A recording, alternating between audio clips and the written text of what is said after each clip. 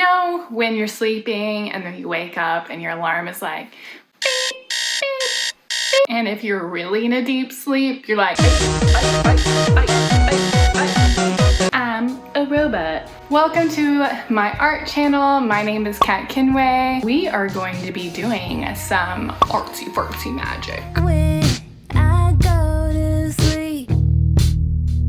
What are we going to be talking about for this chat session, you may ask? I've been thinking about it, and I think we should talk about dream analysis. I have been practicing tattoo style designs, probably going to be doing that on my iPad. Okay. So many people live in my dreams. Okay, so what is dream analysis? It's a technique used to interpret underlying motivations or symbolic meanings and representations, also known as free association. Sigmund Freud's dream theory really took off in the early 1900s. He really set the tone for tapping into the unconscious material of the mind. This theory is also known as the psychoanalytic theory. Mental health professionals use dream analysis in many forms of therapy, also including art therapy. In the psychoanalytic theory, dreams represent wish fulfillment, unconscious desires, and conflict. The person in this therapy shares the manifested content in the dream, then specific symbols are pulled from the material. The therapist utilizes free association by exploring this repressed information. I also wanted to mention the approach in existential art therapy. Basically, in this form of therapy, the person is on a journey of self-discovery. Dream images are explored and analyzed through art. The therapist acts as a witness, but mainly the individual interprets their art for themselves. Now, before we dive into certain meanings of dreams, I want to tap a little bit into the history of dream analysis. So, in ancient times, the Egyptians and Babylonians believed that dreams were prophetic and held heavenly meaning. Aristotle viewed dreams as the life of one's soul while asleep. I wanted to throw that information in there, and I think we should dive into this book. It's actually really interesting. It's called Symbols, Signs, and Dream Interpretation, Identification and Analysis of the Visual Vocabulary and Secret Language That Shaped Our Thoughts and Dreams. Wow, very wordy, but very detailed. Obviously, we're not gonna go through the whole book because it's a book, so let's doodle. Yeah. But they're killing me, all my old dreams. Honestly, I don't know what the hell I'm doing anymore.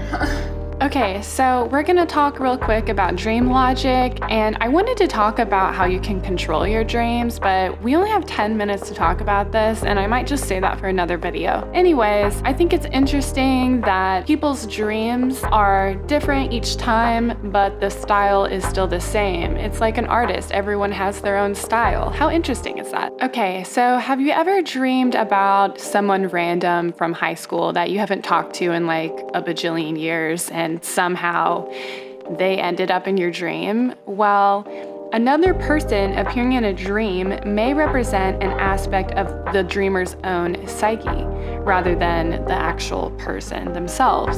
Other people may also appear in disguise as an animal or inanimate object. So this is an attempt by the unconscious to comment on and try to make some sense of what is going on for us. Okay, so now let's talk about nature dreams. In nature dreams, we find an original state of our essential inner being, the truth of who we are as individuals, and a way to access the understanding of the world that we formed during our childhood. Okay, so what I got from reading this part of the book is with nature scenes in your dreams, they could go two ways. So let's say you have a fear of heights and the other person does not have a fear of heights and finds mountains exhilarating. Those could be viewed in two different ways, but majority of people who view mountains in their dreams, those mountains represent obstacles and rivers represent strong emotional currents. Say like there's a small stream or a bridge, it could give you a meaning of getting over a certain obstacle. Cities and big towns may symbolize complex problems that have to be negotiated. City signs may give you a sense of clear direction on where to go, or if you're in a maze, you may have a deep feeling of feeling lost and fearful. Now, let's talk about the birth dreams for all you mamas out there. I really like this line. It says, birth involves a momentous transition, and we may use it in our dreams to represent the shock of the new, the move into an uncertain and unsafe new world, but one that has full potential. There's an example in this where the woman that is dreaming, she's 6 months pregnant, she's dreaming of this space saucer, and this little alien baby climbs down this ladder and gets into her belly. And what she made sense of this dream is that she is accepting that something unknown was growing inside of her, and that she was approaching a new situation that she's never faced with before. Overall, birth symbolizes new beginnings, so it doesn't necessarily have to mean that you're pregnant if you have a birth dream. Now let's talk about everyone's trauma. Emotional damage. Childhood and the terrifying moments of childhood. The pain and trauma that we experience as we grow gets imprinted in our psyche and can scar us for the rest of our lives. Yay! Surfacing in our dreams even when we are adults and have forgotten the events. Particular toys or scenes may have a special meaning for you. For instance, if you dream about your favorite toy from which you were inseparable as a child is lost or taken away from you, it could be that your unconscious is using this as an analogy for possession or attachment, separation or grieving, or for a loss of security. The dreaded aging dream. You know, I find this part really interesting. My friend Autumn and I were talking on the phone the other day about this. I mean, I don't want to like throw her under the bus or anything. Sorry, Udi. But, you know, that conversation really inspired me to make this video, so shout out to you, babe. Anyways, let's talk about the fear of aging because it is real. We try to reverse the aging process by going for cosmetic surgery, dyeing our hair, applying anti-aging creams, and wearing youthful clothes. Our conscious is not easily deceived, however. Having dreams of getting older can be quite a shock and can be utilized as a wake-up call for us to pay more attention to what we are doing with our lives to make us realize that time is passing. As the book reads, sometimes these dreams mask a concern about our health and may be taken as a cautionary note to make sure we remain as fit and active as we ought to. Reoccurring dreams about aging may indicate an ongoing concern, and if you have them, it is important to get to the bottom of what is bothering you. Basically, what I took about this whole section is that you should remind yourself to enjoy each and every moment, embrace the age, embrace your beauty, and don't take life too seriously. We're gonna mention the death dreams. Okay, I'm not gonna lie, sometimes I have them. I feel like a lot of us probably have had them within the last 2 years. I don't know, maybe that's just me making assumptions, but if we are worried about death and dying, then dreams of death probably happen to make us do something to try to come to terms with our own mortality. But if we dream of people celebrating, being happy, remembering the dead person with pride and love, then perhaps we have made some progress in coming to terms with it. So this kind of plays a term in grief and loss too, and we'll kind of get into that as well. But before we get into that, I wanted to mention dreams with a loved one dying, which this could represent a worry that that person will die or leave us, but it doesn't mean all the time necessarily a literal death. It could be a representation of a figurative termination of a quality that you particularly value or dislike in that person. An example would be literally dreaming that your dad's gonna die. That could be your biggest fear of him leaving you. Going back to childhood trauma, but I'm just gonna mention a touch of loss and grief dreams. Normally, funerals are the final ending and it gives us that chance to say goodbye. However, if you do lose someone and they end up in your dreams consistently and you don't have time to deal with it because Western culture is really pushing the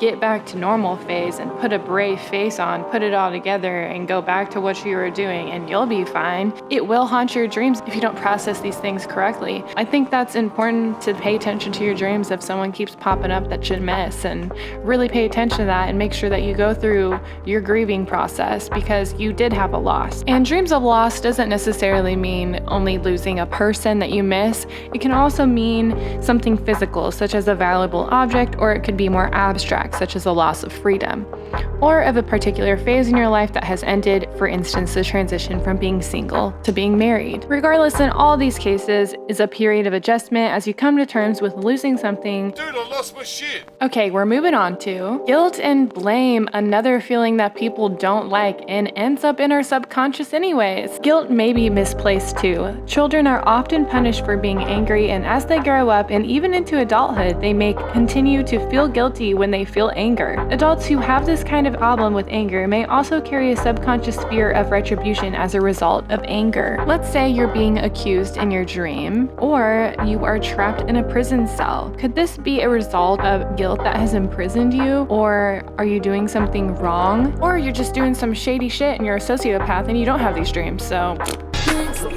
Let's talk about dreams of love. Romance, bitch. As it reads, a kind of scene setting for love, romance usually features more prominently at the beginning of a relationship when our feelings are based more in fantasy than in the reality of the person on whom we have focused our attentions to. At this stage, it functions as a wish fulfillment. It's a fantasy, y'all. Maybe you've had a little sexy dream with someone unattainable or forbidden. Well, let me tell you, dreams of falling in love with someone in a very physical way might reflect something that you feel is lacking in your love life, or might recall the intense feelings that are associated with first love. With that being said, I wanted to mention for both men and women, snakes are a traditional symbol of sexual power and energy. Our sexual fantasies will often be played out in our dreams. Having sex on a train is a fairly common fantasy. It may be easier to enjoy perfect sex in our dreams than in our actual relationships. This could be because our inhibitions don't get in the way and our partner seems to know exactly how to give us pleasure. Sharing intimate dreams with your partner can help build trust. That is, if you're in a relationship. I have just a couple more dreams to talk about, and this one I feel like we've all have done before, and it's the flying and falling dreams. It's me falling down the stairs.